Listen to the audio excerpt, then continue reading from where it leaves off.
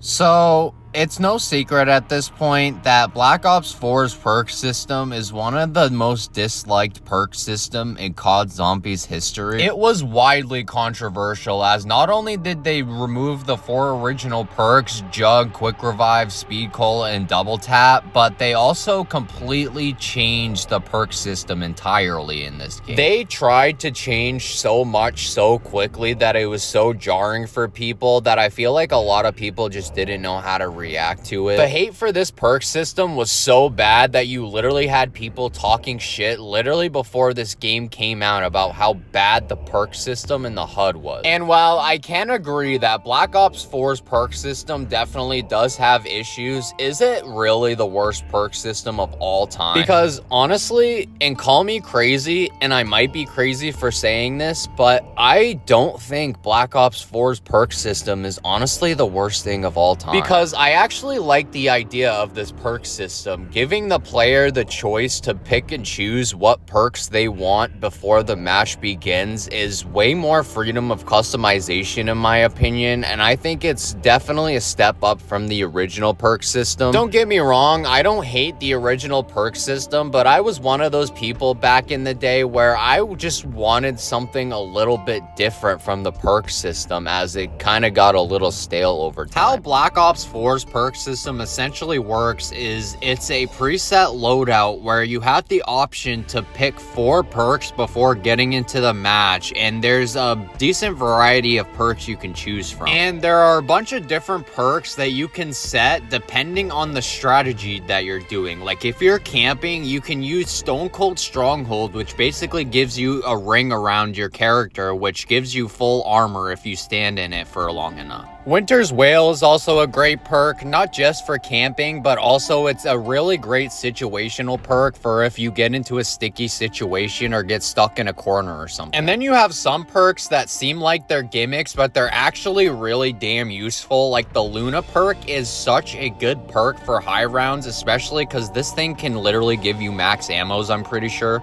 You also have Ethereal Razor, which increases your melee damage, and if you're using this perk correctly with the right setup, this perk can be absolutely busted, especially if you have the ballistic. Combine it with Electric Cherry, and this thing is so powerful that it can literally take out Mr. Hammerbitch with absolutely no issues.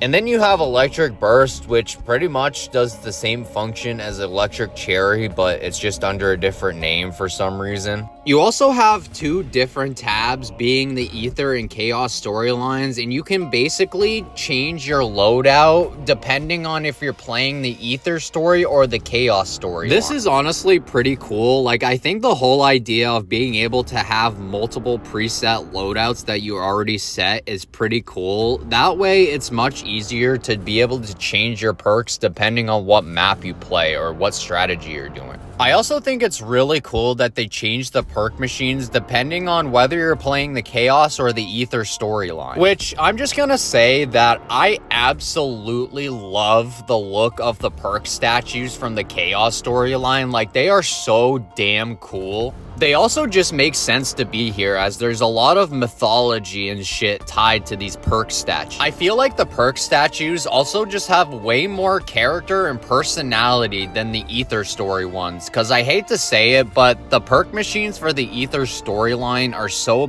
basic, bland, and generic. Don't get me wrong, the perk machines are fine and they do their job. It's just I feel like the perk statues just have so much more sauce in my opinion. You also have the Talisman system, which, if I'm gonna be honest, is one of the most underrated and most underutilized features in this entire game. Talismans are essentially things you can earn that give you special abilities, like being able to spawn in with a level 3 specialist or making perks cheaper. Like, there are honestly some really good talismans in here, and I'm surprised that people don't utilize this feature a little bit more. And even though the 4 original perks technically technically are not in there as perks themselves, it doesn't necessarily mean that Treyarch fully removed them from the game completely. For example, when you equip Quick Revive in this game, it doesn't revive you in solo, but instead they made it so you have self-revives in solo instead, which I think is a decent compromise, to be honest. Juggernog was reworked into just giving you 200 HP right at spawn. Double Tap was replaced by pack-a-punching your gun multiple times, and then Speed Cola you end up getting once you buy all 4 of your perks. Now, even though I do think these changes are a little bit weird, I do understand why they wanted to change the perk system in the first place. They essentially wanted to eliminate crutch perks, which essentially were perks that people would buy literally every single match with no hesitation because they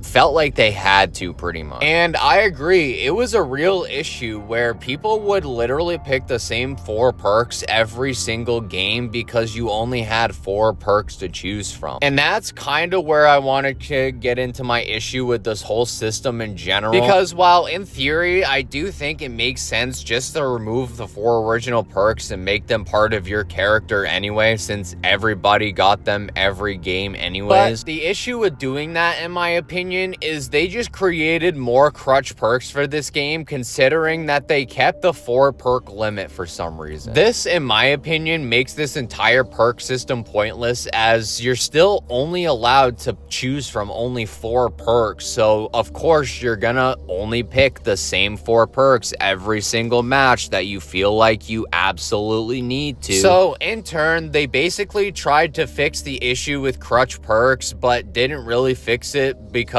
they still kept the 4 perk limit, so everybody is just going to pick Dying Wish, Time Slip, Stamina Up, and PhD anyway. Now, granted, there are some ways that you can get extra perks in this game. Like, for example, there are some maps that have, like, trial machines and stuff where you can get some free perks from the trials.